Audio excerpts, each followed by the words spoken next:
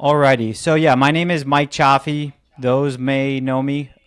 Is there any way to mute the room for me because I have a lot of feedback? Today I'm going to be going over macro employment data. General. I'm going to just mute my sound.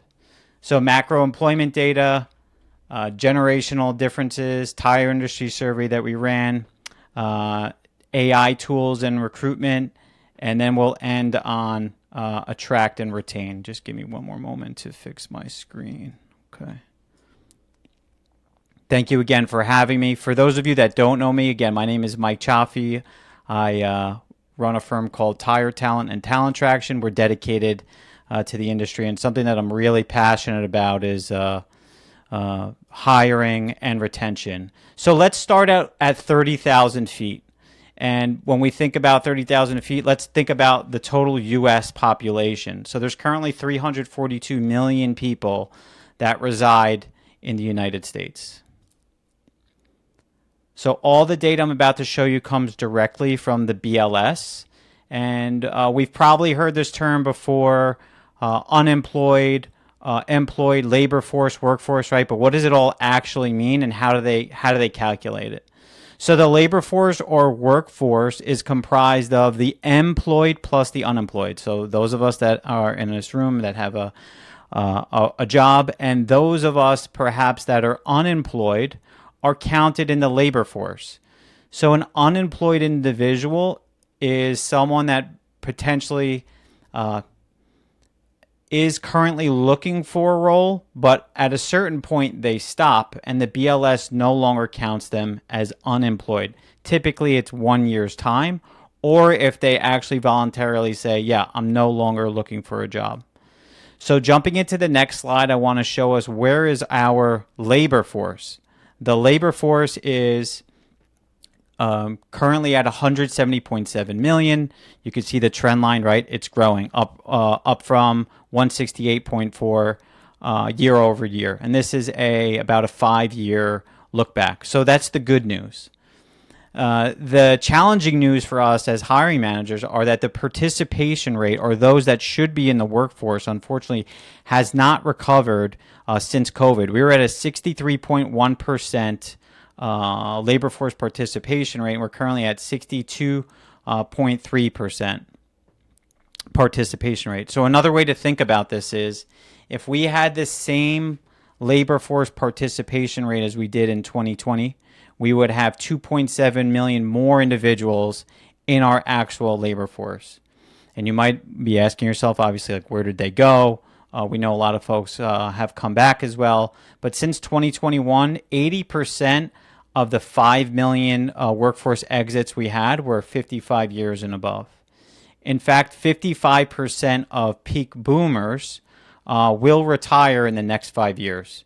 15 million people will retire from their jobs in the next 5 years. So us in the tire industry, what's the one thing that comes to mind to me is all the knowledge that's going to leave our great industry. So what are we doing as leaders in our industry to make sure that we're preserving this experience for the next generation? Health issues obviously also hinder employment. So this slide is looking at prime age men, 25 to 54 years old. So the blue is, again, unemployed. So if you're unemployed typically in the BLS, that means that you're still counted, but you're no longer actually looking for work. And the green is the unemployed. Sorry, it's inverse. Green is the unemployed, meaning that they are looking for work, right? Blue means they've passed that year mark, or they just gave up on looking for a job. So the number one reason for the green or the unemployed is they're just basically saying we're having a really hard time finding work. And you see that in the 48% pillar. The blue, the unemployed that stopped looking or couldn't find a job, it's primarily because of physical, mental, behavioral health reasons. I know us in this room are here today. You folks, you're all at a safety summit. So when we think about some of these reasons for unemployment, we could think about physical, mental, and behavioral health reasons that are impacting our labor force participation rate.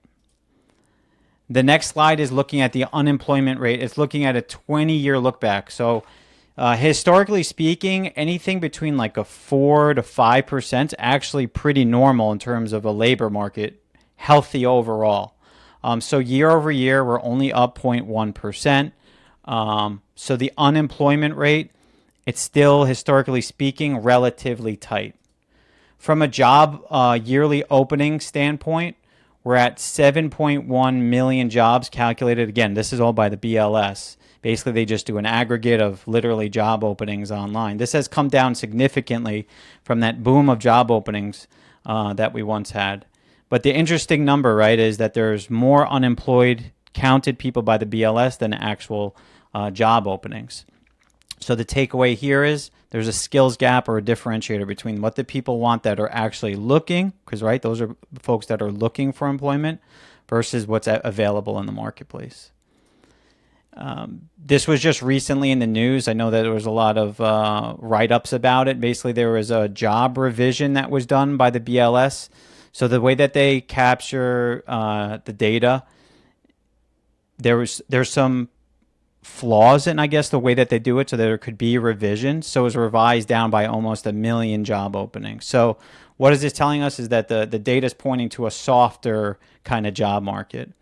Another impact could potentially be that folks want more flexibility, or perhaps they're more forced to, but we're seeing an uprise in the gig economy. So according to TransUnion, 62% or more than half of U.S. adults earn money on some type of gig platform. In terms of the tire manufacturing employment outlook, this is the only number that we're able to report on from the BLS. We're 5% down year over year, primarily due to, I would imagine, plant closures like we've seen in the major headlines. Shifting now to tire techs, because I know that's probably one of the big themes of the week. One of the ways that I like to think of tire techs, especially the entry level or those that are coming into the industry, when we think about where else are we competing, we also need to think about the other retail market, the other employment areas in your local demographic, right? So it's not just you versus other ABC tire stores. It's really you versus Starbucks, you versus other ABC company, and the other opportunities that they bring. And I'll dive into that in a little bit.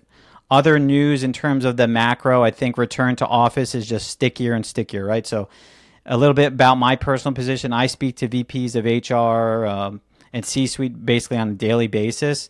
And it's still a sticking issue getting some employees back to the office 100%. They feel like it's also prohibiting them to getting like the top talent in the marketplace. But again, I think the pendulum is swinging more and more in the employer's favor. H-1B visas, I think we've just seen in the news, Trump wants to put a $100K fee. I think the good news for the tire industry is there aren't really a lot of H-1B visas being used. I think, of course, a lot of the multinationals do, but most of them are in the Mag 7 that utilize it. And I just threw up a quick chart here for this morning. You could see most of the companies are in the Mag 7 that utilize this. So I don't think it impacts us too much. CPI does, however. So when we think of CPI, I like to think of like, what does it cost our everyday employee and teammate just to live to their day-to-day. So this is an old survey I put on the left. If you follow me on LinkedIn, it was earlier in the year. Just basically asking, where are you feeling it the most? Food and groceries were number one. And McDonald's, I'm sure many of you just heard the CEO chat about people are skipping out on breakfast, right? So, and there's a lot of pressure on that, according to him. This is all anecdotally, right? There's a lot of pressure on that 100K and below salary. Of course, 100K where I live in, let's say, or close to me is Manhattan, is a lot different than, let's say, 100K in a more rural area. But it's something we need to really think about, because that's how much pressure is on our employees, especially at that entry level tech and hourly wage employee. There's a lot of pressure on them. Basically, it's a tale of two different situations, right? So those with assets in the upper income levels have been doing fine, and the trend line is in a good place. But those that do not have the assets, right? So meaning they may not have home ownership, large 401ks, et cetera, et cetera. There's a lot of pressure. And again, things like skipping out on McDonald's is starting to feel it. So why is that important for us? Because as employers, we need to understand that, and that sometimes our employees, as much as we want to retain them, they have a lot of financial pressures. So the Fed always has this target of 2 to 3% inflation rate, right, and how they calculate it. But there's a lot of catching up that's going on. For example, gold is an asset, right, a value of currency, that's actually up 40%. In the past year, right? So again, just giving further understanding of what's going on in terms of the cost. So where are we right now in terms of like the candidates and the employer? So a lot of candidates, we're seeing the shift now. It's not like they're not 100% in the driver's seat in terms of like calling the shots at the negotiation table when it comes down to sign. But we're also seeing a situation where employers tend to think that there's really higher unemployment or availability of, this is not all to say for everyone, right? But we are seeing this mix of where each side maybe thinks that they hold a greater power. But now we are definitely seeing I would say in the past 6 months, this shift more towards the employer. And the reality is we're really somewhere in the middle, because a lot of roles that we operate on within our industry are still very unique. They have very unique skill sets, and there's a lot of folks retiring. So I'm going to stop there before I jump into generational part of the deck. Anyone have any? I don't want to make this super boring and talk one way. Did anything I say have interest, or anyone have a comment, anything that they're seeing anecdotally that they want to share with the room?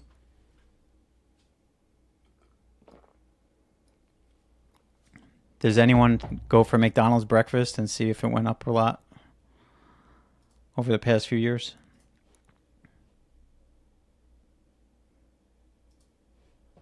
I think I'm muted, so I can't hear. There we go. I'm back on.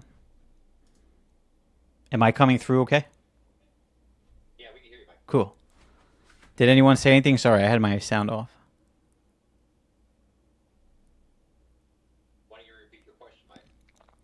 So any just anecdotal comments or anything of interest that I said on that first kind of macro update? No questions, Mike. Okay, so let's jump into generational differences. And I'm going to mute myself again. So this is as of 2025. So Gen Z makes up 18%, or I like to think of it 1 in 5 of the workforce currently. So it's really important that we all try now and understand, because they're making up such a major portion of the market share. Baby boomers make up 15%. Obviously, millennials and Gen Z make up over 50%. So Gen Z is 14 to 28-year-olds. And what I like to think about is each one has its own differences, right? Ways they communicate, ways that events that happen while they were growing up, and life experiences that differ from the rest. But I wanted to concentrate on Gen Z specifically. So number one, according to a recent McKinsey study, they're the least motivated by money. In fact, they were the only group to not rank it as their top 2 reasons for leaving a company. They do rank flexibility as one of the highest ways to retain them. And not giving this group career development, growth, or training is one of the top reasons why they'll leave a job. So it's important for us from a retention standpoint to understand that, because it's quite a bit different than the other generations. Also, this is not like a negative or any way to think about it, but the blue dots are Gen Z, the white dots are the average of all generations, and they're the most heavily impacted on all categories when it comes to impact on their performance, for all these categories that you see on the screen. So it's hostile work environment, mental health issues, et cetera, et cetera. They're the most impacted. All right, so I'm part of a group called the Pinnacle Society. The Pinnacle Society is a group of top 80 recruiters throughout the United States. There's my mentor there actually is Alan. He is 55 years old with two Gen Z children, and he runs a firm that specializes in placements of CPAs, so CPA accountants. In recruiting, we have this terminology called offer turndowns. In 2023, Alan had 17 offer turndowns out of 22.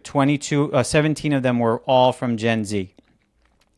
So in the world of recruiting, when someone accepts a verbal offer, that typically means that they're in, they just have to sign and maybe see the details. So it's a pretty rare situation to happen.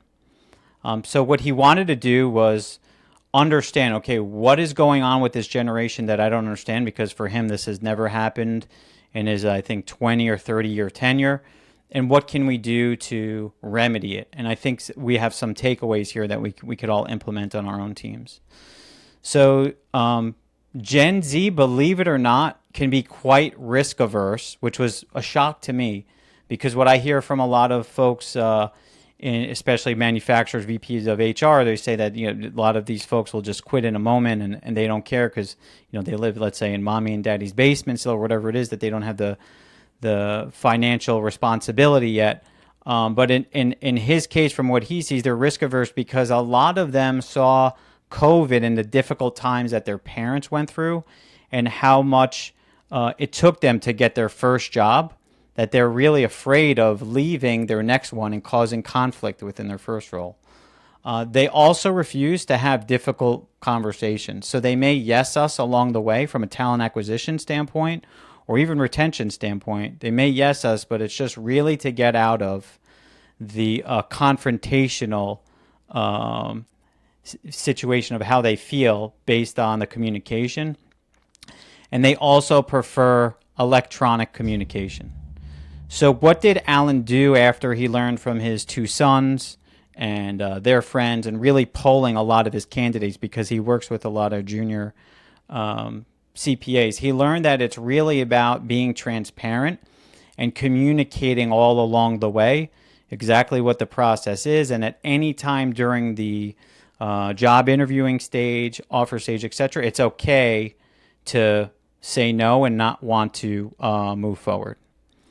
So this is something that I'll give everyone as a takeaway if you want it for your own business. He developed something called a candidate commitment, and we basically adopted it for us as well as Tire Talent. And you can mold this to your own companies. So basically, once someone enters the hiring funnel, it's really a relationship, and how are we going to operate on both sides of that relationship, right? So is our commitment to you at Tire Talent is the following: basically professional representation, timely information, and what we're actually going to do, right?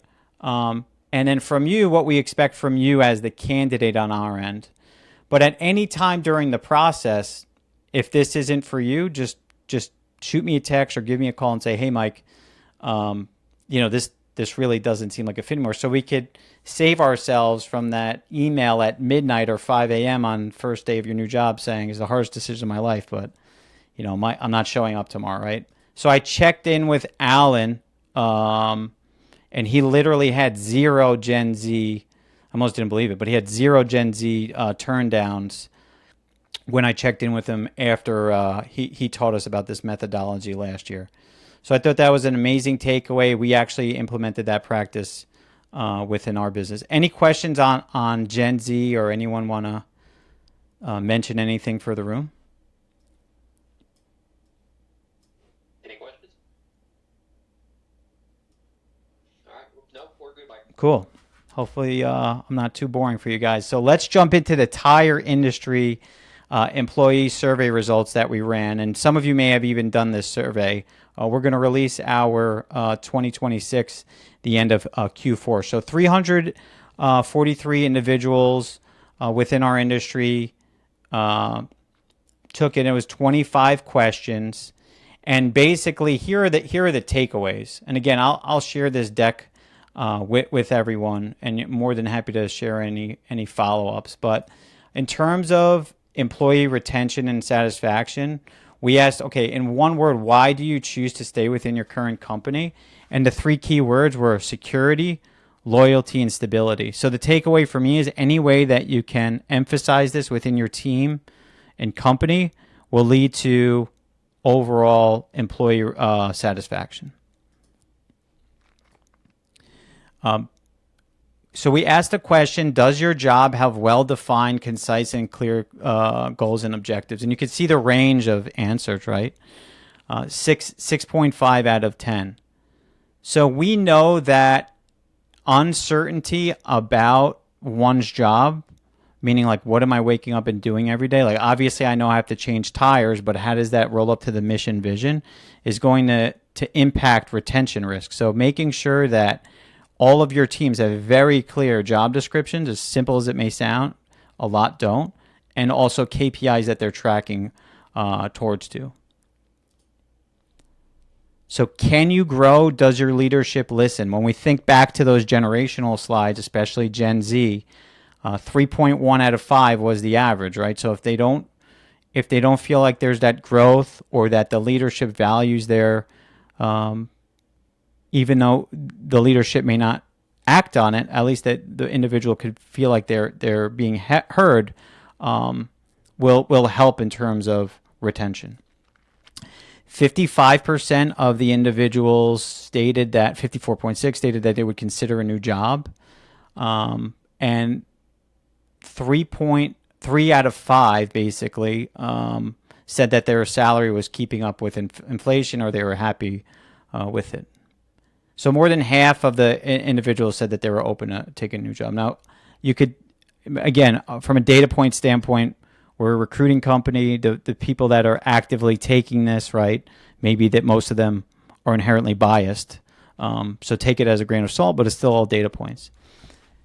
And the clear takeaways are, for attracting candidates, have clear job expectations, employee reviews, making sure that you have a great employer brand, competitive compensation and retaining talent. Make sure, even if you work in a small, flat organization, that we're offering training, career growth, and training and promotions any way we can, and making sure that we're having our voices heard. And again, catering to the tire tech shortage. I know many of us in this room work for some pretty big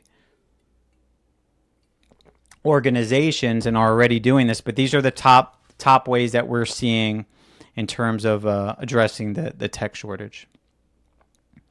AI is a hot topic right now, right? So let's touch on some tools that we're seeing on the recruitment side. So show of hands in this room, how many people, I'm just interested in seeing, actually use ChatGPT, Gemini, or whatever it is I would say like multiple times per week. Awesome. So it's more than 50%. What if I told you that FedEx actually hired 20,000 people last year without one human being? Literally, from job posting to offer, they hired 20,000 drivers. So AI is coming, right? Is it going to delete my job in the next couple of years? I don't think so, but we're learning how to leverage this amazing piece of technology to help us do our job better. Automated applying, right? So how about applying to 1,000 jobs overnight? So how can everyone else in the room, maybe that's not using it, or if you are already using it, what are some ways from a attraction and retention standpoint use AI? You could write better job descriptions, do a better job selling, right? You could use Google Gemini. You could create content for your employer brand with ChatGPT. You could have it come up with interview questions relevant, maybe for a new job that you're hiring for that you don't know how to ask the best questions for. It could even do professional headshots. So I had a pretty unprofessional headshot. I didn't want to burn 4 hours of my day driving to uh, a professional photographer, and I think they were quoting me like $400. So I plugged in these pictures, and then this is what came out after. Just kidding. So literally, my LinkedIn picture isn't even me. It's the one on the left. If you're connected with me on LinkedIn, that's AI. It's amazing. Guess what? It was $50. I paid $50 to do that. I didn't have to burn 2 to 4 hours of my time, and I actually saved $400 out of pocket. So it's pretty amazing. And I know we probably all have our own experiences of like this that we're seeing at a micro level or even at a scale level like FedEx. Some other top tools for recruitment. Clay all the way to the right is an automated scraping tool where you could grab insights even for sales if you're really techie and into want to get insights on what's going on with companies selling buying signals. Clay is really big. Plod is an actual device. Can you hear me? I think we lost you. Oh, sorry. Yeah, I could hear you. Can you hear me? Am I gone? You there, Mike? Yeah. Can you hear me? Hello, Mike. Oh. Did I lose my internet?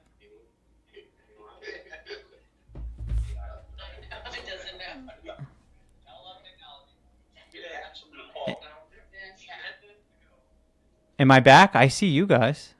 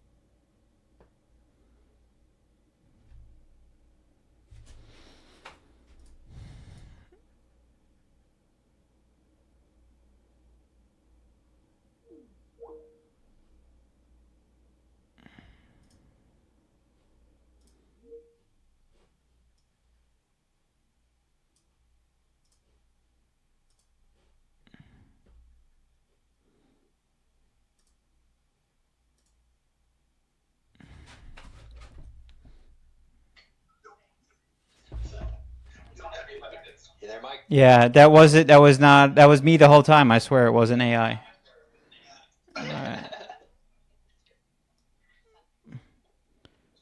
All right. So I don't know where you lost me, but basically, there's a lot of tools coming out everywhere, right? In terms of not just for talent acquisition, that's impacting supply chain, manufacturing, etc.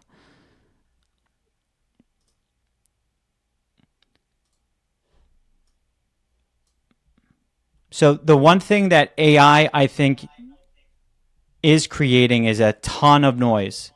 I don't know if you're seeing the same, but I am being uh, targeted on a daily basis, 5 to 10 automated messages that are looking something up where I went to school, et cetera, and really targeting me and just creating a lot more noise.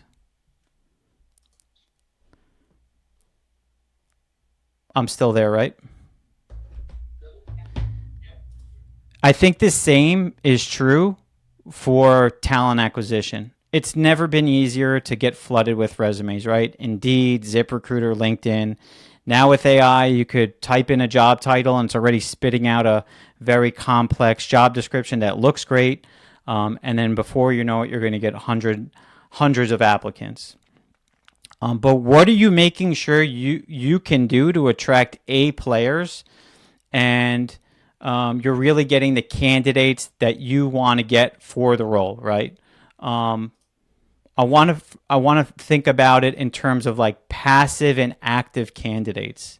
So starting with the right, active candidates. If having a great employer brand, amazing job post helps you get active candidates. So let me describe first what they are. An active candidate is someone that is actively clicking and applying to your job ad, right? They actively want a new role. A passive candidate is someone that's in a role working today. They may see your job ad, but they're not actually going to take action in it. They're not being active. So we need to figure out what are the best ways to attract active and passive candidates, and how do we pull A players from both? So this is a biased opinion, but in my opinion, most A players exist in the passive bucket. The passive bucket, typically they're in a normal marketplace. A players are employed and are concentrating and moving the needle within their own company, right? So one of the best ways to recruit this talent is through your own employee network. So your team, your individuals within your team, no one knows your culture better, right? And what it takes to succeed. So making sure that you're doing everything within your power to promote this internally. And obviously having this is more of a TA function, having an outbound strategy is also important. So it made me come to realize, just like your iPhone might run on iOS, just like my Google phone runs on Android, really, what does your hiring system run on? So when I think about it, part of the larger organizations I've worked for previous, and again, I've worked with hundreds of companies within our industry, some of the biggest and some of the smallest, very few actually run on some sort of operating system. So when I like to think of recruitment, I like to think of the 5 phases: target setting, road mapping, recruiting, decision making, and post hire. I really only want to spend time on the target setting one because I know I'm a bit out of time, but this is where we need to make sure as hiring managers we're investing the most time aligning with your hiring team internally, and not just creating that quick job ad that Indeed or LinkedIn lets us do, right? But again, going back to what are the 3 to 5 KPIs that this individual needs to hit to say that this position was done successfully a year from now, let's just say, if we spoke, right? And that should be like a SMART goal, something that's actually measurable, so that they know exactly what they're doing. And we build out the job description from there. I'm just going to stop there on target setting, because when we think about Gen Z, it's super critical that we have that transparency on what the role actually, what the role is, and what the outcomes are that we are hoping to achieve. So this is just a summary of the deck. So in terms of attracting top talent, just some quick bullets. Make sure that we have clear job expectations and KPI transparency. Having competitive compensation and benefits obviously goes without saying. A strong employer brand, making sure that your brand, because we see this a lot online, unfortunately have negative reviews, and it's okay. It's, a lot of teammates have negative experience with companies, but what are we doing to follow up, and what are we doing with our positive employees that we could also be incentivizing them in some way to write positive reviews. Keep leveraging AI and in contact with me if you want to learn some of the new tools that are coming out that help us process candidates quicker. And of course, making sure that you're attracting not just active candidates, but you also have a passive pipeline. And I think the last piece is making sure that you're giving an A+ candidate experience, right? So if we need 6 interviews for a role normally, how do we condense that to 3? So it's much more attractive because it's a much quicker market than it used to be. In terms of top tips for retaining top talent, loyalty, security, and stability, as far as our survey that we did, our top drivers. Flexibility, again, going back to Gen Z, any way that we can implement that, even though in a lot of the roles that we operate in, it's not possible, but how are we promoting that wherever we can? Career growth, training, and promotional paths are super critical for the new generation that's coming. A leadership that listens and engages with employees. Development, ongoing post-hire and support and coaching. And then the final one I'm going to leave you with is mission and vision. So what is your company's, what is your team's mission and vision? So mission just simply means like, what are we doing now? So for example, for us, we connect people to business. And then the vision is, what are we striving to become? So over the next decade, we are going to impact or strive to impact 10,000 lives.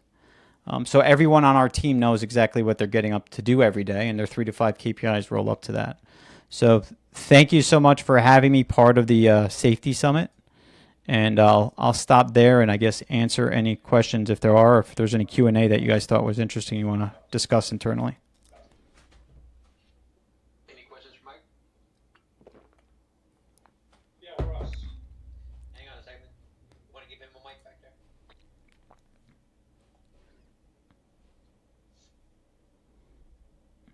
One of the interesting comments that you made about employees, you said something about pay wasn't one of the number one indicators, but it kind of seems like it is when we're losing people, because they always come and say, hey, I got a better opportunity for more money. Yeah. So through your presentation, can you comment on that? Absolutely. So I think that Gen Z, when they're that was a McKinsey study that you're referring to, they're basically saying they don't value money the same as much as my generation and the other generations, right? They value the other pillars. However, that being said, there's still the pressure of going back to the McDonald's anecdotal piece. There's still a lot of pressure on the comp. So even though they don't value it, maybe it's situational too, right? Like everyone values things differently. But speaking in those generalities, where Gen Z is not ranking them in their top 2, where the others are. But I think comp has to be there. And the McDonald's takeaway for me is there's a lot of pressure on all of our employees with how crazy inflation has gotten, which basically how expensive it is to live in the day-to-day. Now, I know those pressures are relieving when I watch the news. It's not where I live in terms of housing pressures, but I know that housing supply, for example, is one of the biggest expensive that folks go through. It's still very high overall, right? I hope that answered your question. Good. In the back? Yeah, Mike, you had 3 key words that kind of stuck out in the beginning. One was stability, one was loyalty, and then a couple of slides later, it actually came up that 54% of the people were open to considering a new job, and kind of jumping off the last question, that they didn't see stability or loyalty. The data seemed to conflict with itself, and I know you're trying to amalgamate different sources of data, but could you kind of bring some clarity to those seemingly pieces of information that don't match up? Yeah, so that was from our survey. Let me pull that up.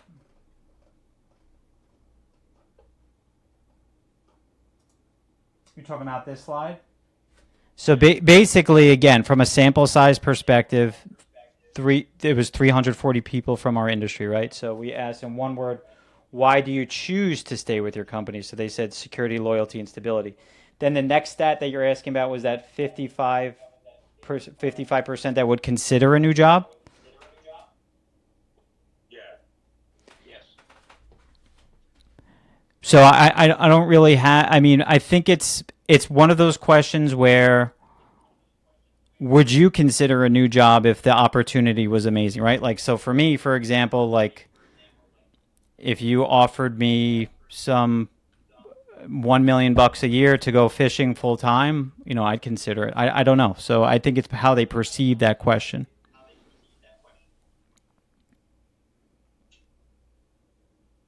Silly example, but I understand where you're coming from. I agree with you, but I think the takeaway there is a lot of folks would consider a new job that took this survey.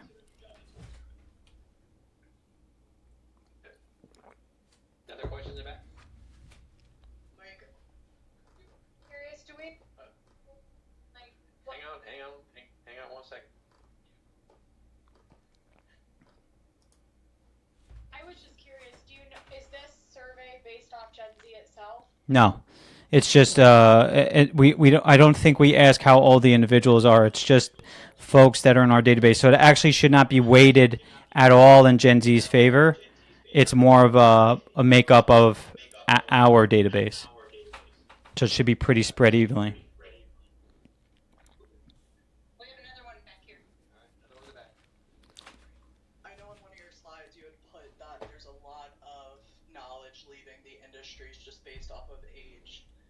Do you know of any things that they're doing right now really to combat that that's specific to our industry?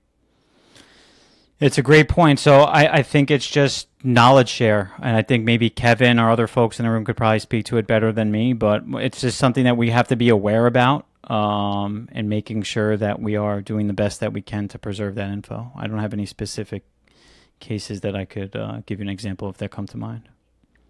Well, I can tell you from the Tire Industry Association, we do have a Next Gen Council, and actually Josephine Foley is the chair of that council. And so there's numerous efforts that we have not only in how we're recruiting and retaining, we have some pamphlets for hiring materials that are out there now, and we're also working on a collaborative effort with the University of the Aftermarket Foundation to get scholarships available for tire industry specific individuals. Thank you. Mike, we know you gotta go. No, yeah, thank you for that. I'm happy to stay. I have a few more minutes if there's any other questions. Mike, you're gonna share the deck with me so I can share it with the group. Yeah, so everyone that wants it, sure, we could email it out. Also, any follow-up questions, I love looking these things up. So from a data standpoint or any other points or anything, so anything you want me to ask in the next survey, I don't know if anyone reads Tire Business in the room. I write for Tire Business, so I'm always interested in new hot topics and like that I could research. So please take my email down. It's on the screen, and feel free to email me any suggestions or how I could do better for next time in terms of the slides, something that you feel like you wish I would touch on. Thank you so much, everyone, and have a great rest of the conference. Thanks, Mike. Thanks for everything. Bye, everyone. See you out in Vegas for those that are coming.